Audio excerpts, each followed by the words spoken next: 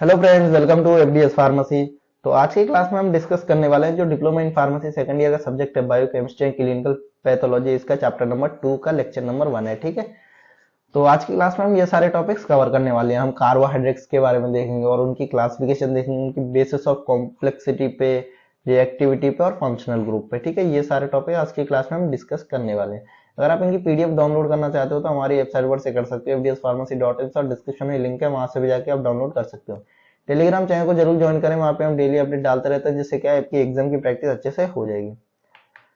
अगर आप diploma in pharmacy के नोट्स या प्रैक्टिकल मैनुअल या इंपॉर्टेंट क्वेश्चन या असाइनमेंट डाउनलोड करना चाहते हो तो हमारा एप्लीकेशन अवेलेबल है प्ले स्टोर पे, एफडीएस ई फार्मा नोट्स के नाम से आप जाके डाउनलोड कर सकते हो। डिस्क्रिप्शन में भी लिंक है, वहां पे सारे ही पीडीएफ नोट्स वगैरह पहले से ही अपलोडेड हैं। ठीक है, तो चलिए आज की क्लास को स्टार्ट करते हैं।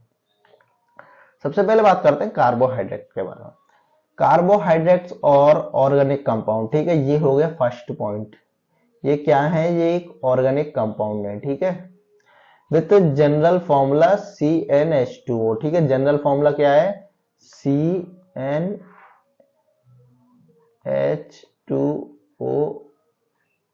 ठीक है, ये क्या है? जनरल फॉर्मूला है। ये क्वेश्चन फिंगर ब्लैंक्स में या एमसीक्यू में भी पूछा जा सकता है कि जनरल फॉर्मूला ऑफ कार्बोहाइड्रेट क्या है, तो आपको ये दिखाना होता है। ठीक है, तो दो पॉइंट समझ में आएंगे। एक तो ये ऑर्गेनिक कंपाउंड है और इसका फॉर्मूला क्या है? CnH2ON। ठीक है, अब देखिए, दे और कंपोज्ड ऑफ कार्बन, हाइड्रोजन और ऑक्सीजन। ठीक है, ये किस किस चीज से मतलब किस किस चीज से बना है? एक तो कार्बन हो गया, ठीक है, एक हाइड्रोजन हो गए और एक हो गया ऑक्सीजन। ठीक है, composed of carbon, hydrogen and oxygen, ये भी क्वेश्चन पूछा जा सकता है। कार्बोहाइड्रेट और पॉली एल्डिहाइड और कीटोन्स। ठीक है, ये पॉली हाइड्रोक्सी एल्डिहाइड या कीटोन कंपाउंड है, ड्राइव्ड फ्रॉम द हाइड्रोलाइसिस। ठीक है, जो कि ड्राइव होते हैं कहां से? हाइड्रोलाइसिस से। ठीक है, हाइड्रोलाइसिस की प्रोसेस से। They are the major source of chemical energy for the living organism. ठीक है, ये जो कार्बोहाइड्रेट है ये मेन सोर्स है केमिकल एनर्जी के। ठीक है, किन के लिए? जो लिविंग ऑर्गेनिजम्स हैं। ठीक है, क्या है? Main source of chemical energy for living organisms. Example की बात करें तो शुगर हो गया, स्टार्च हो गया। ठीक है, क्या क्या है? शुगर और स्टार्च। स्टार्च, सेलुलोज और टू कॉमन कार्बोहाइड्रेट। ठीक है, कॉमन कार्बोहाइड्रेट की बात करें तो एक स्टार्च और एक सेलुलोज। ठीक है, ये दो हैं, ये कॉमन कार्बोहाइड्रेट हैं। ठीक है, ये तो हो गए कुछ कार्बोहाइड्रेट के बारे में इंट्रोडक्शन। तो समझ गए आप। देखिए, ऑर्गेनिक होता है और फॉर्मूला उसका ये फिंगर ब्लैंक्स में भी पूछा जा सकता है, कंपोज्ड कार्बन, हाइड्रोजन, ऑक्सीजन के साथ, और मेजर सोर्स है केमिकल एनर्जी का लिविंग ऑर्गेनिजम्स में। एग्जांपल शुगर और स्टार्च हो गई। और वही हम बात करें स्टार्च और सेलुलोज, ये दो कॉमन कार्बोहाइड्रेट हैं। ठीक है, अब बात करते हैं क्लासिफिकेशन ऑफ कार्बोहाइड्रेट की। तो देखिए, कार्बोहाइड्रेट जो है वो तीन पार्ट्स में डिवाइडेड है, मतलब तीन बेसिस पे हम डिवाइड कर सकते हैं। एक हो गया पहले on the basis of complexity या कंपाउंड। ठीक है, इसके बेसिस पे, कॉम्प्लेक्सिटी या कंपाउंड के बेसिस पे हम क्लासिफिकेशन कर सकते हैं। और सेकंड बात करें on the basis of reactivity. ठीक है, on the basis of reactivity. और थर्ड हम बात करें ऑन द बेसिस ऑफ जो फंक्शनल ग्रुप उसके साथ लगा रहता है। ठीक है, ये हो गए तीन तरीके से हम उनको क्लासिफाई करेंगे। सबसे पहले बात करते हैं classification on the basis of complexity. ठीक है, कॉम्प्लेक्सिटी की बात करें तो देखिए, ये होते हैं तीन तरीके के। एक होता है मोनोसैकेराइड, एक होता है ओलिगोसैकेराइड, एक होता है पॉलीसैकेराइड। इन तीनों के बारे में एक एक देखेंगे।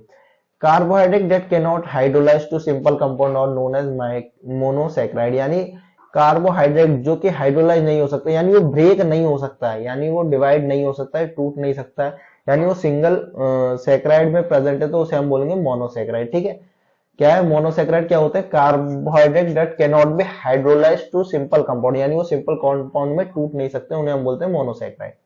दे और सिंगल यूनिट कार्बोहाइड्रेट। ठीक है, ये जो होते हैं ये सिंगल यूनिट कार्बोहाइड्रेट होते हैं। ठीक है, क्या है ये? Single unit carbohydrate. Have only one sugar molecule, इसमें क्या है कि एक शुगर मॉलिक्यूल होता है, उन्हें हम बोलते हैं सिंगल यूनिट कार्बोहाइड्रेट। और एग्जांपल की बात करें तो ग्लूकोज हो गया, फ्रक्टोज हो गए और गैलेक्टोज हो गए। ठीक है, ये क्या है? एग्जांपल है मोनोसैकेराइड की। अब बात करते हैं ओलिगोसैकेराइड की।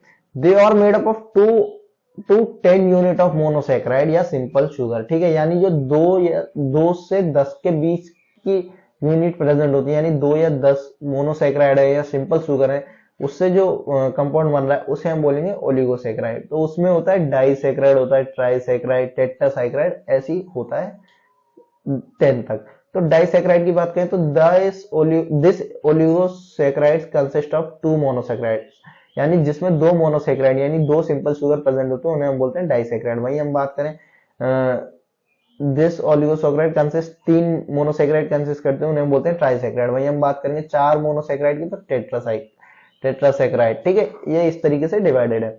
अब एग्जांपल की बात करें तो सुक्रोज हो गया, ग्लूकोज प्लस फ्रक्टोज, ठीक है, होता है इसमें।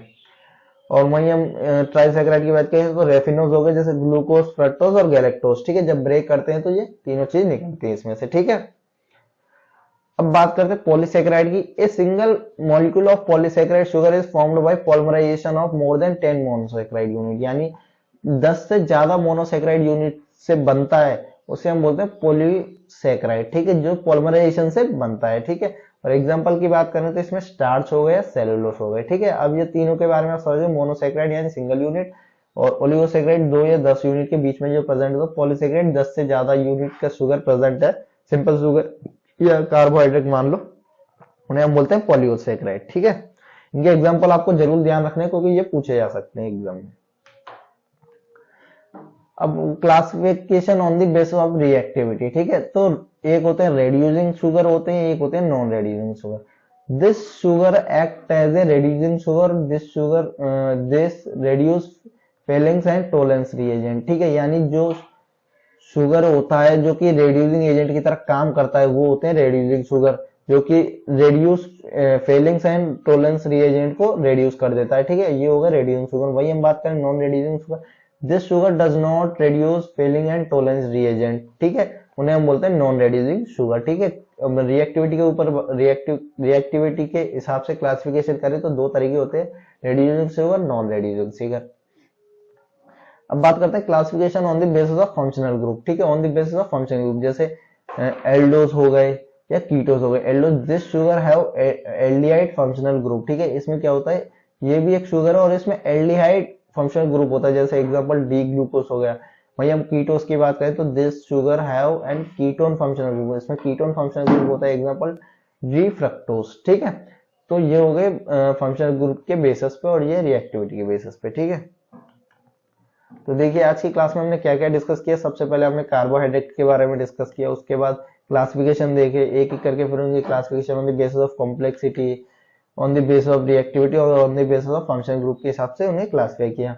अगर आप इसकी पीडीएफ नोट डाउनलोड करना चाहते हो तो हमारे वेबसाइट पर से कर सकते हो, bspharmacy.in, और डिस्क्रिप्शन में लिंक है, वहां से भी जाके आप डाउनलोड कर सकते हो।